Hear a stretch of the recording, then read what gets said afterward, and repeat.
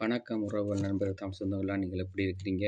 நல்லா இருப்பீங்கன்னு நான் நினைக்கிறேன். நானும் அதே போல் நல்ல சுகபலத்தோடு இருக்க தேவன் கிருபை செய்தார். காலையிலேயே எழும்பி 5 மணிக்கு தொடங்கி 6 மணி வரைக்கும் பைபிள் படித்து ஜெபிச்சு சபையாரோட ஜெபம் பண்ணி போட்டு இப்போ நேரம் வந்து சரியாக 12:10. என்னுடைய காலை வேலைகள் எல்லாம் செய்துட்டு இன்றைக்கு நான் ஃபாஸ்டிங். காலையிலேயே எல்லாம் கூட்டி துடைத்து கழுவி எல்லாம் நீட் பண்ணிட்டு, நீட்னஸை தான் எனக்கு ரொம்ப பிடிக்கும். எல்லாம் துப்புரவு பண்ணிட்டு எழும்பி ஒரு டீ ஒன்று குடிச்சிட்டு இப்போ ஜிம்முக்குள்ளே வந்துட்டேன். ஜிம் இன்றைக்கு எனக்கு கதைச்சி பேசி 1.5 மணித்தியாலம் கிளையே வாங்கிட்டேன். 1.5 மணித்தியாலம் இன்றைக்கு ஜிம். எல்லாம் பாருங்கள் சுற்றி வர இருக்குது. எல்லாத்துலேயும் 15 நிமிஷமாக பிரித்து செய்வேன். செய்யக்குள்ள தேகம் என்ன செய்யும்? இளம் வயதுக்கு போகிற மாதிரி இருக்கும் தேகம் இந்த எக்ஸசைஸ் செய்யக்குள்ள. அது ஒரு மிக மகிழ்ச்சி எனக்கு. எக்ஸசைஸுகள்ன்றது வந்து மகிழ்ச்சி. சைக்கிள் இருக்குது இங்கே, சைக்கிள் ஓடலாம். மற்றது வெளியால் ரன் பண்ணுற மாதிரியே ரன் பண்ணி கொண்டிருக்கலாம். அப்படி கணக்க விஷயங்கள் இதுக்குள்ள வச்சுருக்கு. மற்ற பொக்சிங் இருக்குது, மற்றது தம்பிள்ஸுகள் இருக்குது. சகலதும் நல்ல நீட்டாக இருக்குது. அப்போ இன்றைக்கு சனிக்கிழமை 4:30 மணிக்கு வேலை. இன்றைக்கு நைட்டு வேலை. எப்படியும் எங்களுக்கு வெள்ளி சனின்னா நாங்கள் 11 மணி ஆகும். நேற்று விட்ட வர வந்து எனக்கு 11 மணியாக போயிட்டுது நேற்று தினம் வேலை முடித்து வர்றதுக்கு. அதே போல் இன்றைக்கும் 11 மணி ஆகும். ஓகே, அது ஒரு பக்கம் கடந்து போகட்டும்.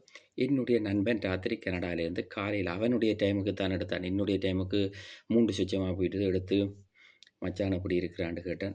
வீடியோ காலை போடண்டான். நான் சொன்னேன் வீடியோ காலை நிப்பாட்ட நித்திரையில் இருக்கிறேன்டான். இல்லையான்னு சொல்லி போட்டு வீடியோ காலை நிப்பாட்டிட்டு கதைக்கும் பொழுது சொன்னான், எப்படி இருக்கிற, நல்லா இருக்கிறியா? வன்னிமலத்தில் யூடியூப்பை நான் பார்த்தனான், நீ நல்லா இருக்கிறான்றது எனக்கு விளங்குதுண்டான். நான் நல்லா தான் இருக்கிறேன். தேவனுடைய பிள்ளைகள் நாங்கள் எப்பொழுதும் வழி விலகி போகாதபடி தேவனங்களை காத்து கொள்ளுவார். அப்போ அவனோட கதை கேட்கல. அவன் சொன்னான், மச்சான் நீ ஃப்ரான்ஸுக்கு வந்த நேரத்துக்கு கனடாவுக்கு வந்திருந்தியன்னு சொல்லியிருந்தான். இன்றைக்கு உனக்கு நாங்கள் பக்கமாக இருக்கைகளை நல்ல மாதிரி இன்னும் வேறு மாதிரி இருந்திருக்கலாம். பரவாயில்லை, நீ ஃப்ரான்ஸில் இருக்கிற. நான் வந்து ஒரு வெக்கேஷன் ஒன்று வெளிக்கிட இருக்கிறேன் 2026. நான் வந்தால் உன்னை பார்ப்பேன் என்று சொன்னான். அப்போ எங்கேன்னு கேட்டேன். எனக்கு வந்து இத்தாலிக்கு வர்றதாக அவன் சொல்லியிருந்தான். நான் சொன்னேன், நீ வா இத்தாலி, வந்தால் நானும் இத்தாலி வந்து உன்னை பார்க்கலாம் என்று சொன்னேன். உனக்கு வேணும்னு சொன்னால் ஃப்ரான்ஸுக்கு வரலாம் தானே என்று சொல்ல, நான் இத்தாலி வந்துட்டு நான் ஃப்ரான்ஸுக்கு வரதை பற்றி உனக்கு சொல்கிறேன். அப்படியே சுவிஸுக்கும் போகணும்னு சொல்லி விருப்பப்பட்டான். ஓகே, நல்லபடியாக நீ வான்னு சொல்லி நீண்ட தூரம் கழிச்சு எங்களுடைய பழைய கதைகளை கதைச்சி அப்படி ஒரு விடயத்துக்குள்ள நேற்று காலையில் அவனோட அந்த பொழுது கடந்து போயிட்டுது.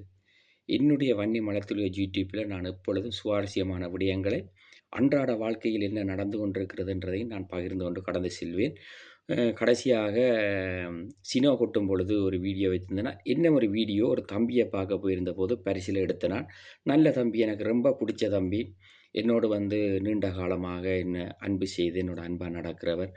அவரிடத்துக்கு போகும்பொழுது அந்த வீடியோ எடுத்திருக்கிறேன். லேசாக இன்றைக்கு சனிக்கிழமை, இன்றைக்கு நேரம் காணாது. ஞாயிற்றுக்கிழமை நாளைக்கு நான் ஆராதனைக்கு போகணும், நாளைக்கும் காணாது. திங்கட்கிழமை லீவ் இருக்குன்னு பார்த்தா திங்கட்கிழமை அதை விட பெரிய வேலை, அப்பையும் செய்ய இயலாது.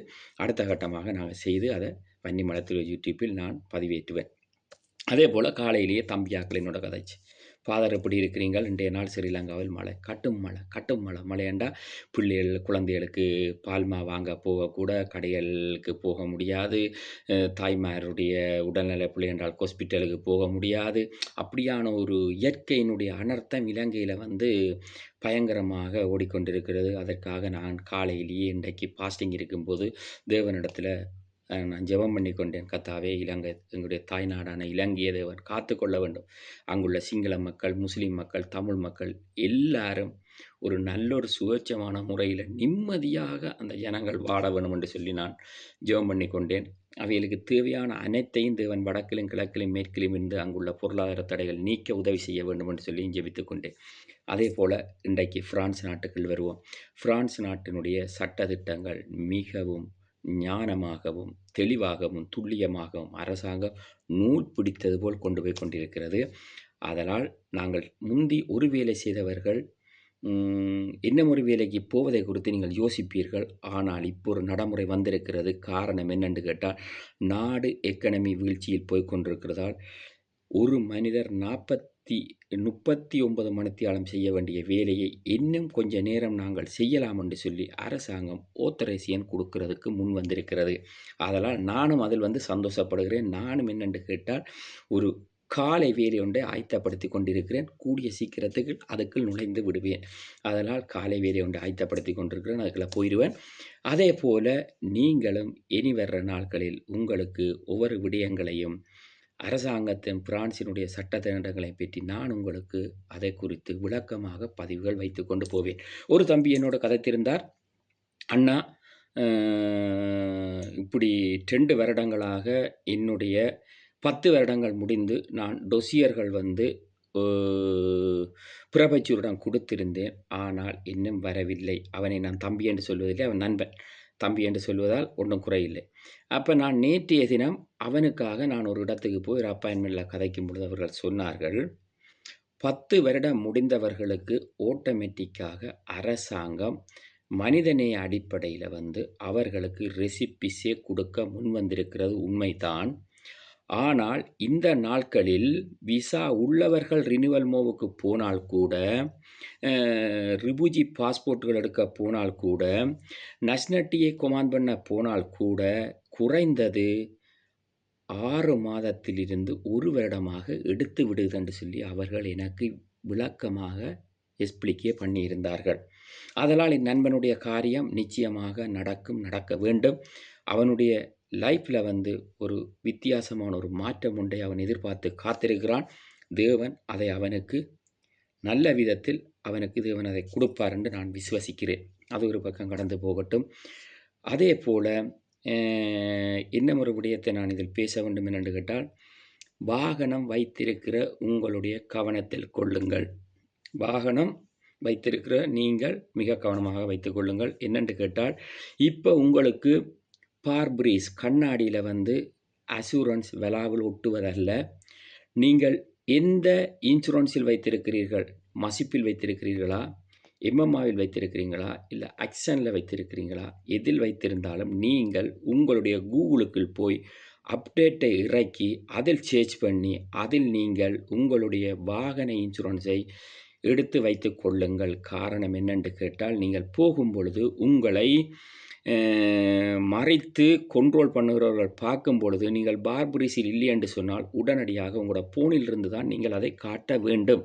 நீங்கள் போனில் இறக்காத பட்சத்தில் எனக்கு நான் பே பண்ணுகிறேன், அதெல்லாம் சரியாக இருக்கிறது என்று சொன்னாலும் இங்கு எவிடன்ஸ் இல்லாமல் எந்த ஒரு விஷயத்தையும் ஏற்றுக்கொள்ள மாட்டார்கள். அதனால் கவனத்தில் கொள்ளுங்கள். கூகுளுக்குள் போய் உங்களுடைய எந்த மசிப்பா இல்லை எம்எம்ஆவா என்று சொல்லி அந்த வெப்சைட்டை இறக்கி அதில் நீங்கள் உங்களுடைய இன்சூரன்ஸை டபுள் நோட் பண்ணி வைத்து கொள்ளுங்கள். இது உங்களுடைய கவனத்தில் வைத்துக் கொள்ளுங்கள். அதே போல் காத்து கிரீஸ் விழாவில் முடிந்து காத்து கிரீஸ் ஒரு தடவை தான் உங்களுக்கு தருவார்கள் ஒரு வாகனத்துக்கு. அந்த காத்து கிரீஸை நீங்கள் துளைத்து விட்டாலோ இல்லது அது மழை தண்ணிகளுக்கு நனைந்து கிழிந்து போய்விட்டாலோ நீங்கள் அசண்டை இனமாக எல்லாமே காருக்குள் இருக்கின்ற நினைத்து கொண்டு நீங்கள் பயணப்படாதீர்கள். அதுகளை உடனுக்குடனே நீங்கள் கொமாண்ட் பண்ணி எடுத்து கொள்ளுங்கள். காசுகள் கொஞ்சம் முடியும், அதுகளை கொமாண்ட் பண்ணி எடுத்துக்கொள்ளுங்கள்.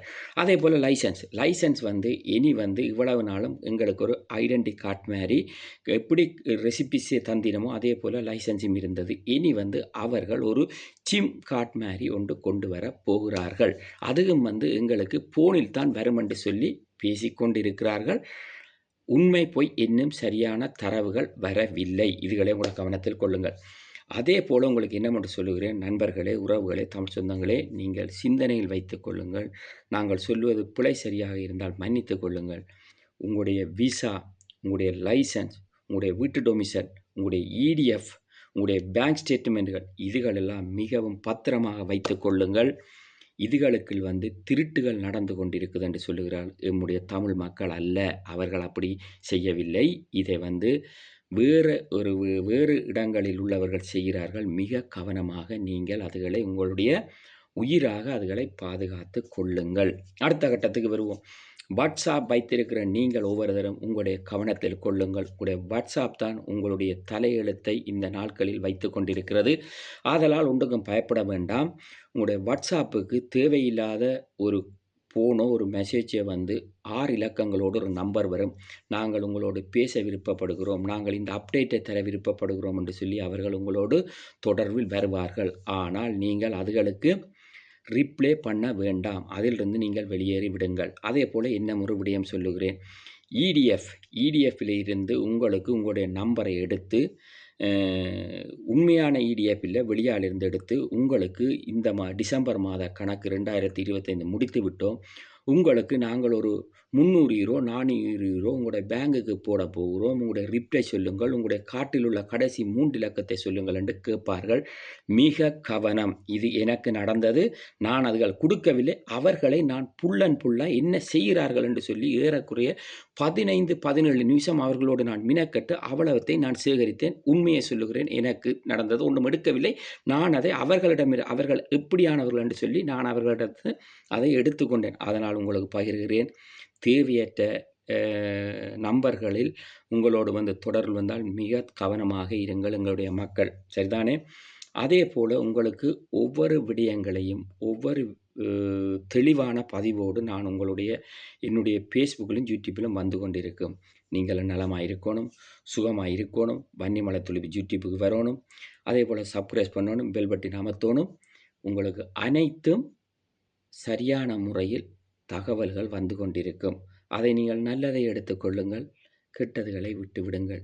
நல்லதை இந்த காதில் வாங்குங்கள், கெட்டதை இந்த காதில் விட்டு விடுங்கள். இன்னும் ஒரு 3 சந்திப்போம். நன்றி வணக்கம் கூறி உங்களிடம் விடைபெற்றுக் கொள்வது உங்கள் நண்பன் அன்று. நன்றி வணக்கம்.